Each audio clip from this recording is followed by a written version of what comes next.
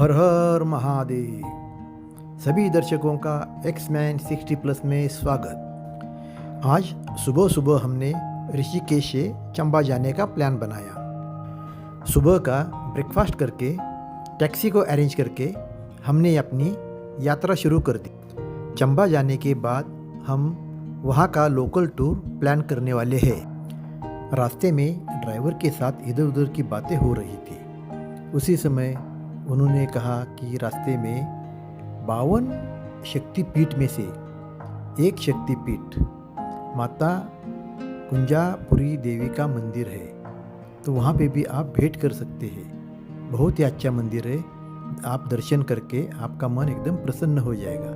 तो आप चाहेंगे तो मैं आपको वहाँ पे लेके जाता हूँ। हमारे पास भी समय था, इसलिए हमने भी अनुमति दे दी और हम दर्शन करने के लिए चले गए।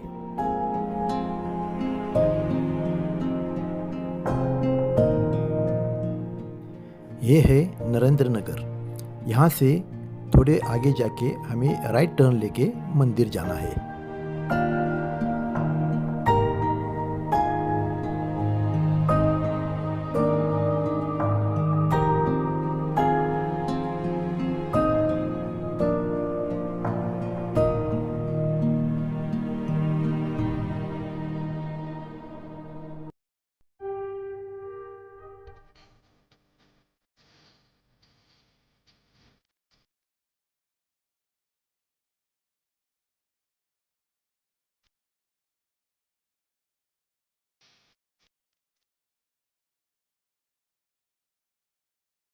रास्ते के दोनों तरफ जंगलों से भरे हुए बड़े बड़े पहाड़ हैं।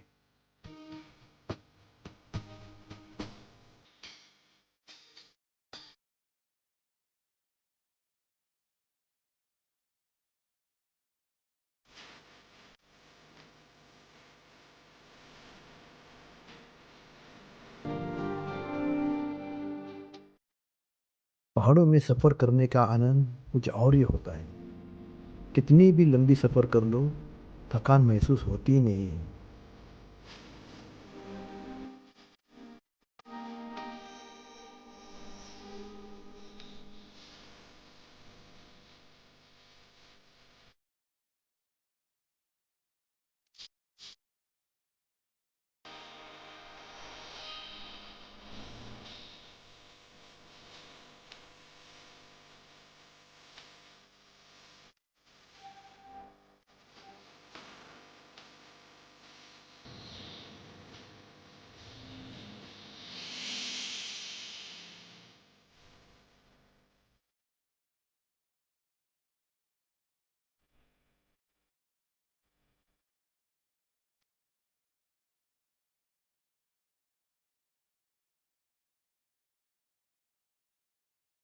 निसर्ग का आनंद लेते हुए कब हम मंदिर तक पहुंच गए पता ही नहीं चला।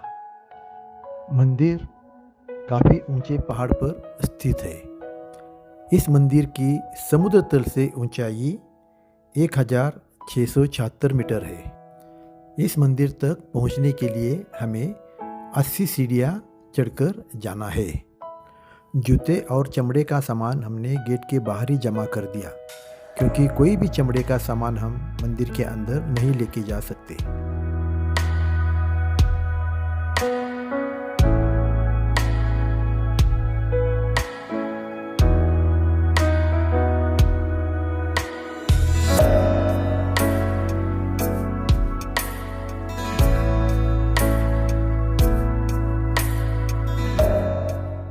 मंदिर का द्वार भी अभी तक खुला हुआ नहीं था।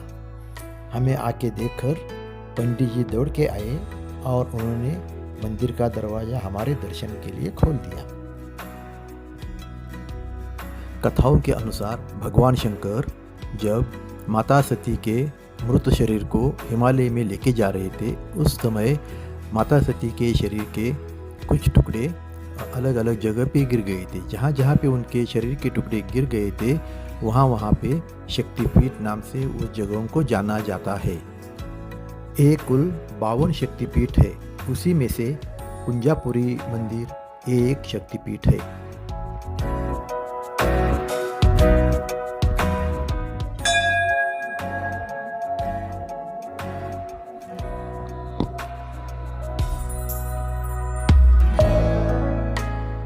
माता कुंजापुरी देवी के दर्शन लेके, उनका आशीर्वाद लेके हमने चंबा की तरफ अपना प्रस्थान शुरू कर दिया।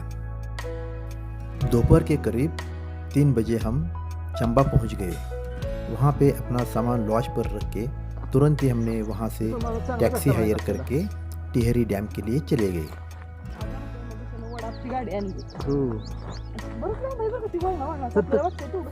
यह है टिहरी डैम।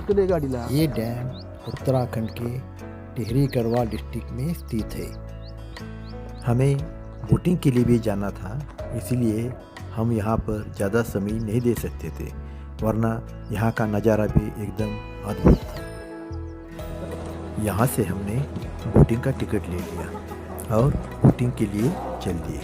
가슴이 떨려와 자꾸 미안 네 앞에만 서면 난 너만 보면 이게 아닌데 내 맘은 그게 이런 게 아닌데।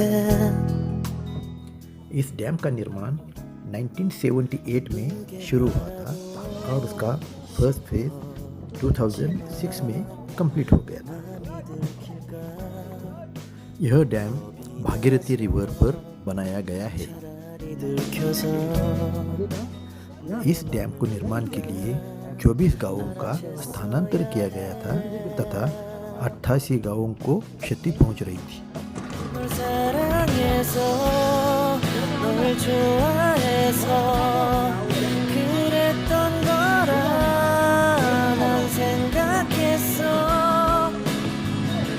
말하지 않아도 내 맘을 너는 알아줄 거라 생각했어। 돌아서버린 너를 보면서 후회하면서 아무 일 없는 척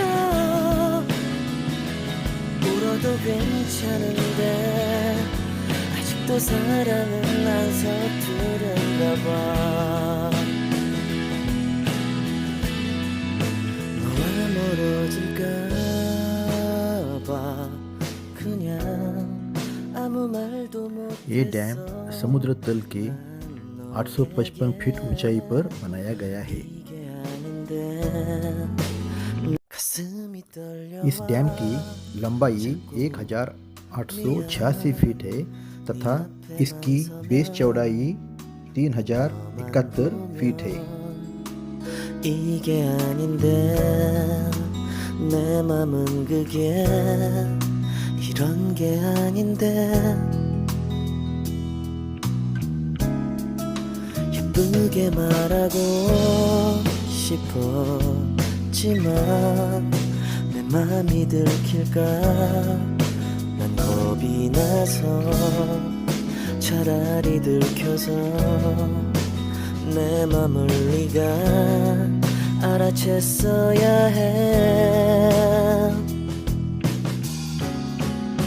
널 사랑해서 널 좋아해서। ये भारत का सबसे ऊंचा और दुनिया में 13वें नंबर का ऊंचा डैम आता है। 말하지 않아도 내 맘을 너는 알아줄 거라 생각했어। 돌아서버린 너를 보면서 후회하면서 아무 일 없는 척 울어도 괜찮은데 또 사랑은 안 서투른가 봐। 너와 멀어질까 봐। इस डैम के पानी का उपयोग पीने के लिए, खेती के लिए तथा बिजली निर्माण के लिए किया जाता है। 이게 아닌데 내 맘은 그게 이런 게 아닌데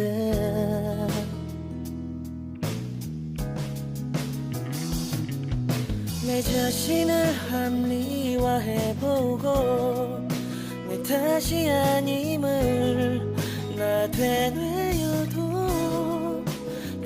빠질 것 없는 상황이란 걸 이미 잘 알고 बहुत ही 있어. खूबसूरत सूर्यास्त यहाँ आपको देखने को मिलेगा। 널 사랑해서 널 좋아해서 그랬던 거라 난 생각했어. 말하지 않아도 내 맘을 너는 알아줄 거라 생각했어. 돌아서버린 너를 보면서 후회하면서 아무 일 없는 척 울어도 괜찮은데 아직도 사랑은 안 서투른가 봐.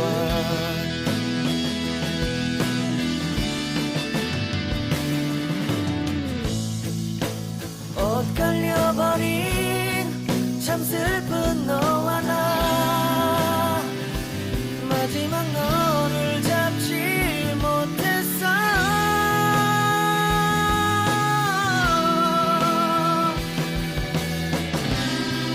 후회하겠지 이게 아닌데.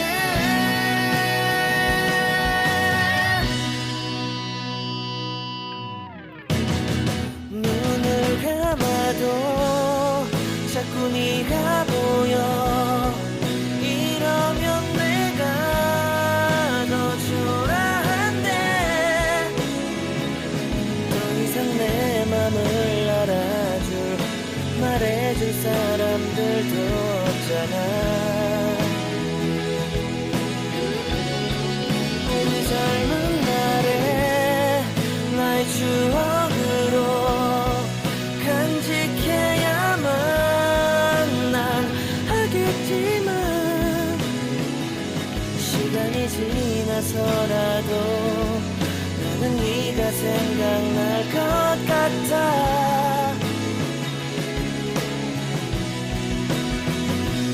울어도 괜찮은데 아직도 사랑은 안 서투른가 봐.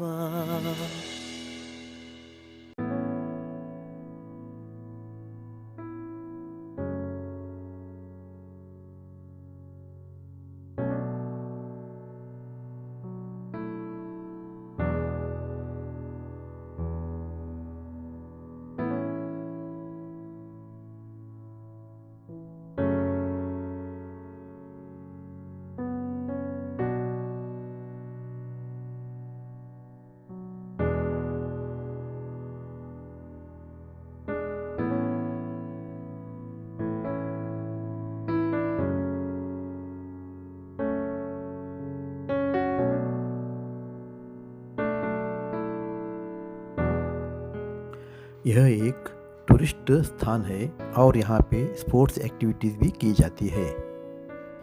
बोटिंग की सैर समाप्त करके हम डैम के बैक वाटर का आनंद लेने के लिए और उसकी सुंदरता को निहारने के लिए निकल पड़े।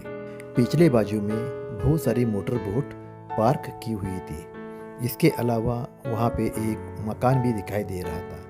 हो सकता है ये मकान वहाँ के कर्मचारियों के लिए विश्राम स्थान होगा।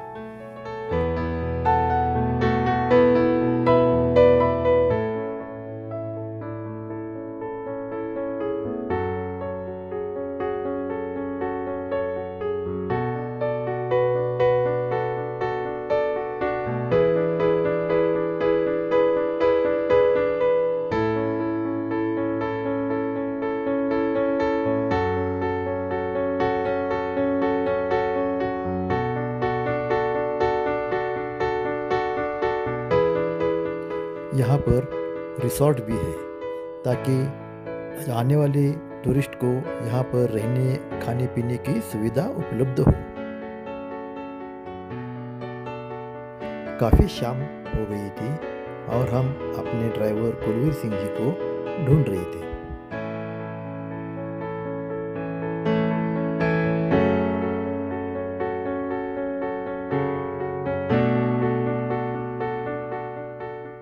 कुलवीर सिंह जी के मिलते ही हमने अपनी वापसी यात्रा शुरू कर दी।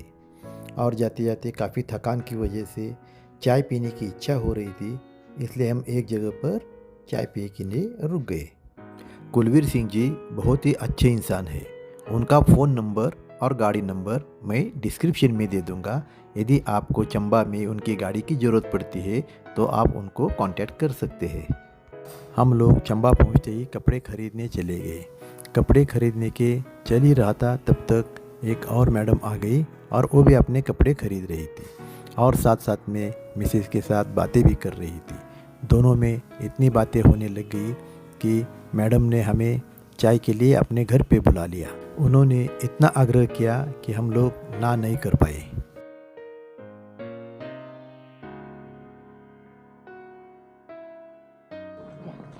आपको अलग से एक्सरसाइज करने की जरूरत ही नहीं है। क्योंकि ऊपर हमको डेली आते हैं स्कूल में जाने के लिए, तो ऊपर तक चल के आती है पैदल। गाड़ी सुबह सुबह तो नीचे आती गाड़ी मुझे लेने पे, अच्छा। क्योंकि बहुत टाइम हो जाता ना, हाँ। फिर इतने टाइम लगता है, वो लोग इतना लेट हो इतना जाएगा। पैदल जाएंगे तो एक्सरसाइज करने की आते हुए जरूरत ही मैं नहीं खुद मना करती हूँ। है। हाँ, मेरा नहीं, कहना अच्छा ये है, एक्सरसाइज होना चाहिए। आते हुए मैं कहती हूँ नहीं मुझे छोड़ दो, छोटे मोटे सब्जी लेनी होती है, सामान और लेना थोड़ा होता है। एक्सरसाइज भी हो जाएगा ना इसके बाद। घर पहुंचते ही चाय पानी हो गया और उसके बाद हम अपने बातों में लग गए। लेकिन तब तक उनके यहाँ काम करने वाली लड़की ने हमारे सबके लिए खाना बनाया था। तो अभी जब खाना बन ही गया था तो खाना खा के ही जाना पड़ गया। उसके बाद उनसे विदा ले लिया और हम अपने लॉज पर चल दिए। यदि आपको ये वीडियो अच्छा लगा हो या कोई सुझाव देना चाहते हो तो नीचे कमेंट बॉक्स में लिख के ज़रूर दीजिए, ताकि आपके सुझाव ही मुझे अपने वीडियो इम्प्रूव करने में मदद करेंगे। आज का वीडियो हम यही समाप्त करते हैं। फिर कल मिलेंगे नए वीडियो के साथ। तब तक के लिए जय हिंद, जय भारत।